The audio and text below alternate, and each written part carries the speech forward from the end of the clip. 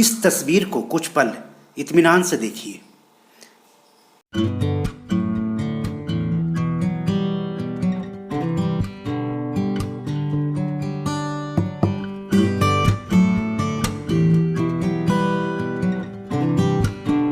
अब क्या कहेंगे इसके बारे में? अगर इस जगह के बारे में आप पहले से नहीं जानते हैं तो इसे शायद खंडहर ही कहेंगे, लेकिन आप गलत हैं। यह देश का गौरव है, इस पर हिंद को नाज है, यह विश्व धरोहर है। एक ज़माने में यहाँ दुनिया भर के छात्र हॉस्टल में रहकर पढ़ते थे। पढ़ाई लिखाई, रहना खाना, इलाज, कपड़े, औषधि वगैरह के लिए उनसे कुछ भी नहीं लिया जाता था। जी हाँ, यह है प्राचीन नालंदा विश्वविद्यालय। लेकिन आज जो यह तस्वीर आप देख रहे हैं वह बख्तियार खिलजी के इस गौरव पर किए गए अत्याचार की कहानी कहती है।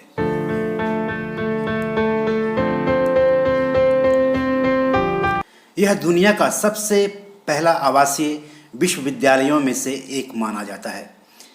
जब यह अपनी विकसित स्थिति में था तो इसमें 10,000 छात्र और 2,000 अध्यापक रहते थे।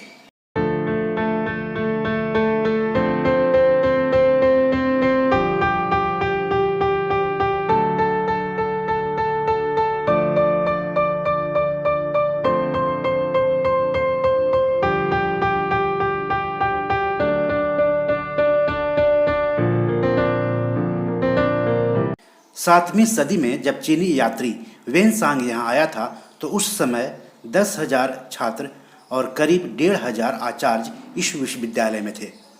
भारत के अलावा कोरिया, जापान, चीन, तिब्बत, इंडोनेशिया, फारस और तुर्की से भी विद्यार्थी यहाँ पढ़ने लिखने आते थे। यहाँ से पढ़ लिखकर स्नातक बने छात्र विदेशों में जाकर बौद्ध धर्म का प्रचार किया करते थे। इस विश्वविद्यालय को 9वीं शताब्दी से 12वीं शताब्दी तक अंतर्राष्ट्रीय ख्याति प्राप्त थी।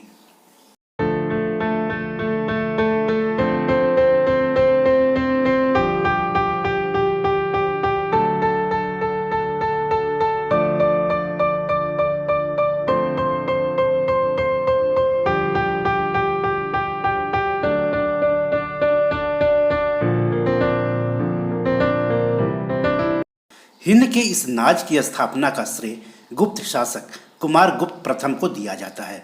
इसका शासनकाल 450 से लेकर के 470 ईस्वी था। इस विश्वविद्यालय को हेमंत कुमार गुप्त के उत्तराधिकारियों का पूरा सहयोग मिला। गुप्त वंश के पतन के बाद भी आने वाले सभी शासक वंशों ने इसकी समृद्धि में अपना योगदान जारी रखा। इसे महान सम्राट हर्षवर्धन और पाल शासकों का भी संरक्षण मिला। स्थानीय शासकों के अलावा भारत के अलग अलग इलाकों के साथ ही इससे कई विदेशी शासकों से भी आर्थिक मदद मिली। 13वीं सदी तक यह विश्वविद्यालय पूरी तरह से नष्ट हो गया था।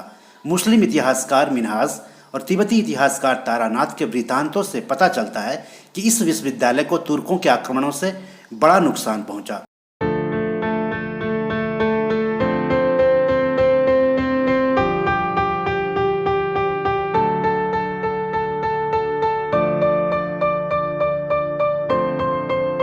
तारानाथ के अनुसार तीर्थकों और भिक्षुओं के आपसी झगड़ों से भी इस विश्वविद्यालय की गरिमा को भारी धक्का लगा।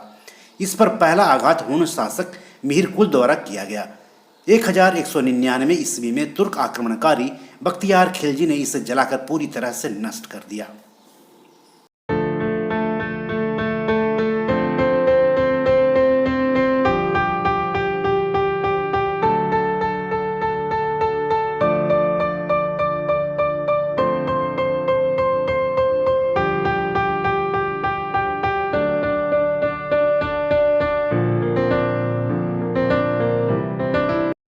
प्रसिद्ध चीनी विद्वान यात्री वेनसांग और इत्सिंग ने कई वर्षों तक यहाँ सांस्कृतिक और दर्शन की शिक्षा ग्रहण की।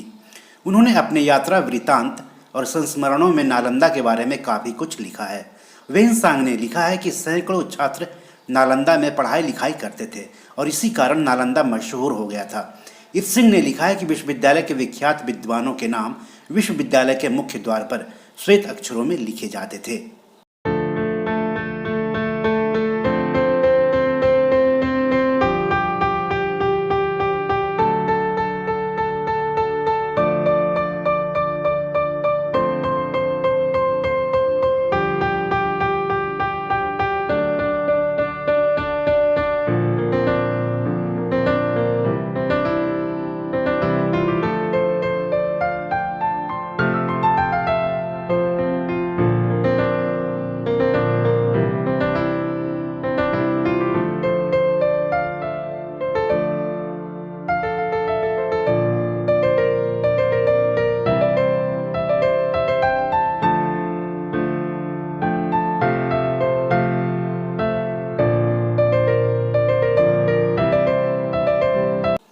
तो यह है पुराना नालंदा विश्वविद्यालय में जाने का मुख्य द्वार।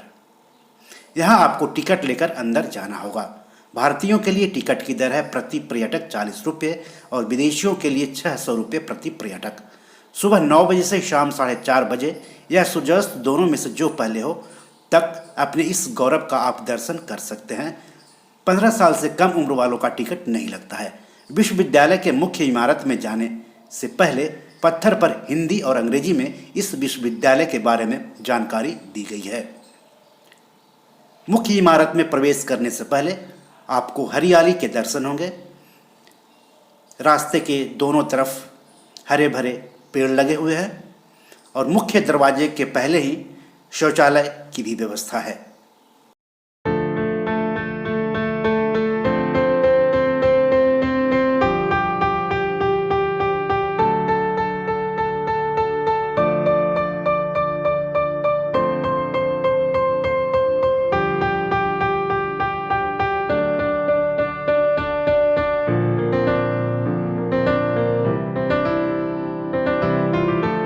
योजित ढंग से और विस्तृत क्षेत्र में बना हुआ यह विश्वविद्यालय स्थापत्य कला का अद्भुत नमूना था। इसका पूरा परिसर एक विशाल दीवार से घिरा हुआ था जिसमें प्रवेश के लिए एक मुख्य द्वार था। उत्तर से दक्षिण की ओर मठों की कतार थी और उनके सामने अनेक भव्य स्तूप और मंदिर थे। मंदिरों में बुद्ध भगवान की सुंदर मूर्तियां स्थापित थीं। केंद्रीय विश्वविद्यालय में 7 बड़े कक्ष थे और इसके अलावा 300 अन्य कमरे थे। इनमें व्याख्यान हुआ करते थे। अभी तक खुदाई में 13 मठ मिले हैं। वैसे इससे भी अधिक मठों के होने की संभावना है। मठ 1 से अधिक मंजिल के होते थे। कमरे में सोने के लिए पत्थर की चौकी होती थी। दीपक, पुस्तक इत्यादि रखने के लिए आले बने हुए थे। प्रत्येक मठ के आंगन में एक कुआं बना था। 8 विशाल भवन, 10 मंदिर, अनेक प्रार्थना कक्ष और अध्ययन कक्ष के अलावा इस परिसर में सुंदर बगीचे और झीलें भी थी।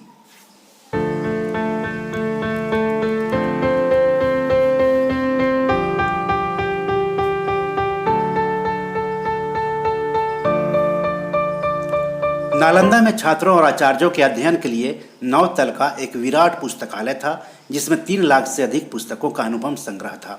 इस पुस्तकालय में सभी विषयों से संबंधित पुस्तकें थीं। यह रत्नरंजक, रत्नोदधि, रत्नसागर नामक 3 विशाल भवनों में स्थित था। रत्नोदधि पुस्तकालय में अनेक अप्राप्य हस्तलिखित पुस्तकें संग्रहित थीं।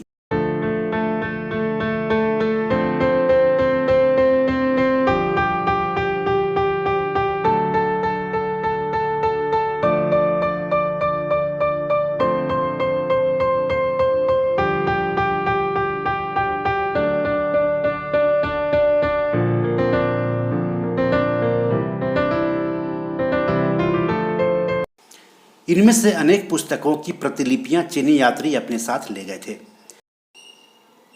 यहाँ छात्रों के रहने के लिए 300 कक्ष बने हुए थे जिनमें अकेले या 1 से अधिक छात्रों के रहने की व्यवस्था थी।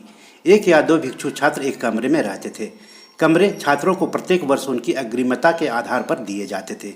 इसका प्रबंधन खुद छात्रों द्वारा छात्र संघ के माध्यम से किया जाता था। यह महायान के प्रवर्तक नागार्जुन, वसुबंधु, असंग और धर्मकृति की रचनाओं का सविस्तार अध्ययन होता था। वेद, वेदांत और सांख्य भी पढ़ाए जाते थे। व्याकरण, दर्शन, शैल्य विद्या, ज्योतिष, योग शास्त्र और चिकित्सा शास्त्र भी पाठ्यक्रम में शामिल थे। नालंदा की खुदाई में मिली कई कांस्य की मूर्तियों के आधार पर कुछ विद्वान मानते हैं कि धातु की मूर्तियां बनाने के विज्ञान का भी अध्ययन यहीं होता था। यहाँ खगोल शास्त्र अध्ययन के लिए एक विशेष विभाग था।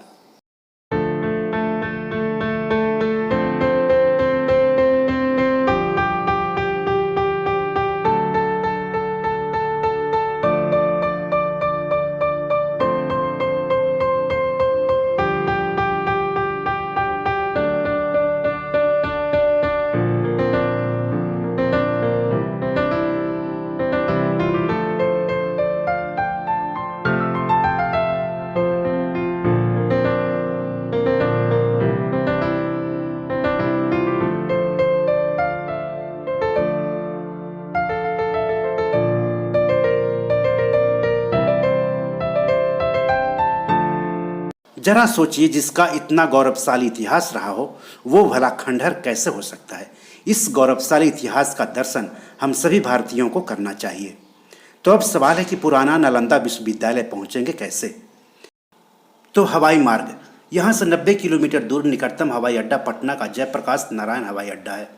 गया का इंटरनेशनल एयरपोर्ट भी नालंदा से नज़दीक है। आप पटना या गया से बस या ट्रेन से जा सकते हैं। टैक्सी भी किराए पर ले सकते हैं। रेल मार्ग से जो जाना चाहते हैं, नालंदा में भी रेलवे स्टेशन है, किंतु यहाँ का प्रमुख रेलवे स्टेशन राजगीर है। राजगीर जाने वाली सभी ट्रेनें नालंदा होकर जाती है।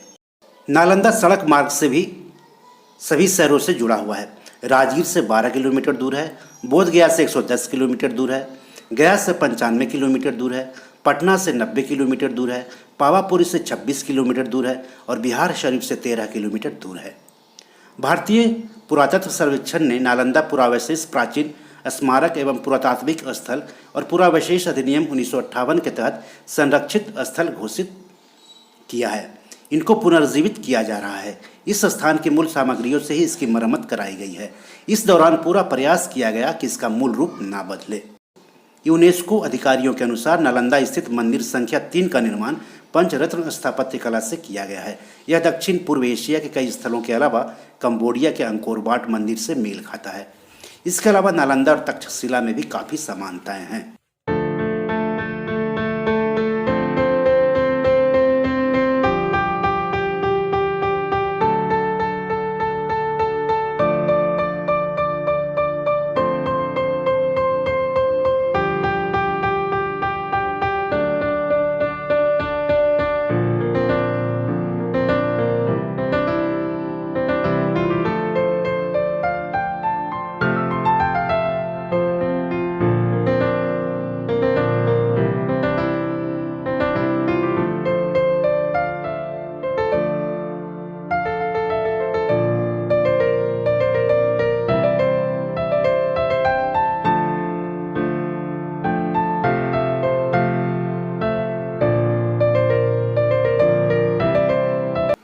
तो रंगारंग इंडिया में आज इतना ही। धन्यवाद, नमस्कार। दोस्तों, ये मेरी 7 किताब है जो कि amazon.com पर पब्लिश है। आप इसे डाउनलोड करके पढ़ सकते हैं। इन किताबों के लिंक्स इस वीडियो के डिस्क्रिप्शन में दिए हुए हैं। इन 7 किताबों में से 5 किताब मनी मैनेजमेंट पर है, यानी पैसा निवेश करके अधिक पैसा कैसे कमाएं पर आधारित है।